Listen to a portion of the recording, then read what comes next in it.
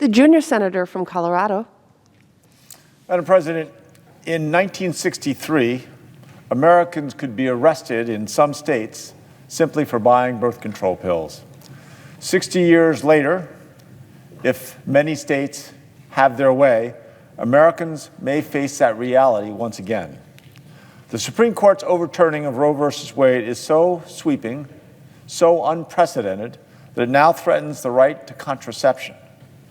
IUDs, emergency contraceptives, and other birth control could well all be banned, which seems hard to imagine.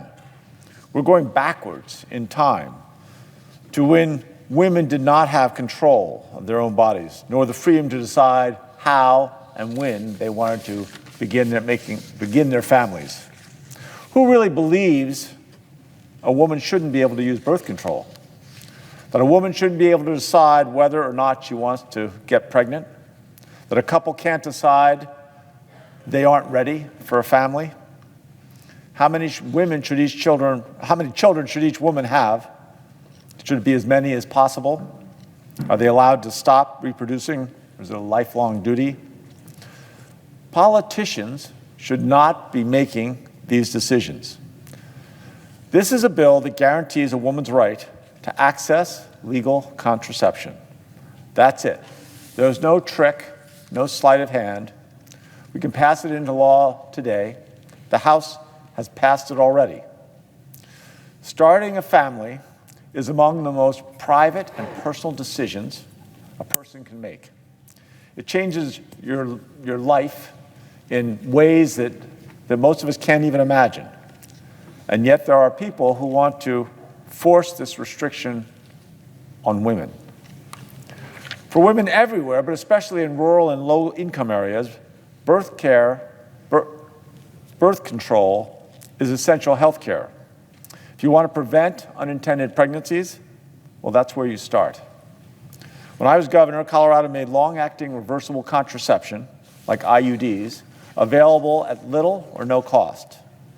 That reduced unintended pregnancies by 54%. 54%. Yet now in Colorado, some Republicans are campaigning to put an initiative on the ballot this November that could make contraception and contraceptives illegal. Many other states are considering similar moves with bills and amendments waiting in the wings. I think this is far, far beyond the mainstream of what most Americans believe. In fact, 92% of Americans in a recent Gallup poll said that contraception is morally acceptable. My mother was born in 1921, a child of the Great Depression. She scrimped and saved every penny, but she always made it a point to make some donation to Planned Parenthood. Some years it might only be $10, but she believed there were few burdens harder for a woman to bear than being compelled to start a family before she was ready. As a mother of four, she knew how important it was for women to be able to make that decision for themselves. Who are we as politicians to tell American women who has children, how many, and when?